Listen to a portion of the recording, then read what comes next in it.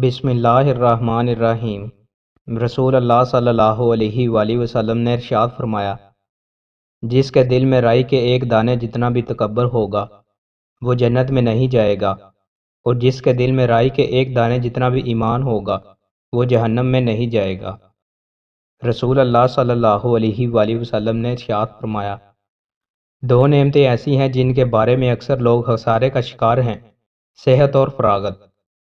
رسول اللہ صلی اللہ علیہ وآلہ وسلم نے ارشاد فرمایا، اللہ پاک فرماتا ہے، بڑائی میری چادر ہے اور عظمت میرا پہناوا ہے۔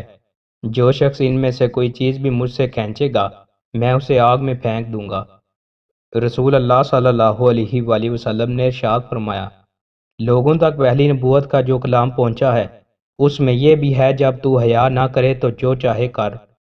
رسول اللہ صلی اللہ علیہ وآلہ وسلم نے ارشاد فرمایا، حیا ایمان کا حصہ ہے اور ایمان جنت میں لے جانے والا ہے، اور بدکلامی بد اخلاقی کا حصہ ہے اور بد اخلاقی جہنم میں لے جانے والی ہے۔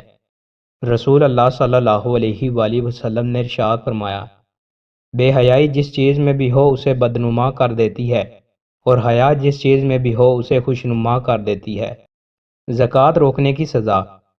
رسول اللہ صلی اللہ علیہ وآلہ وسلم نے ارشاد فرمایا، جب لوگ اپنے مالوں کی زکوٰۃ دینا بند کرتے ہیں تو ان سے آسمانوں کی بارش روک لی جاتی ہے، اگر جانور نہ ہوں تو انہیں کبھی بارش نہ ملے۔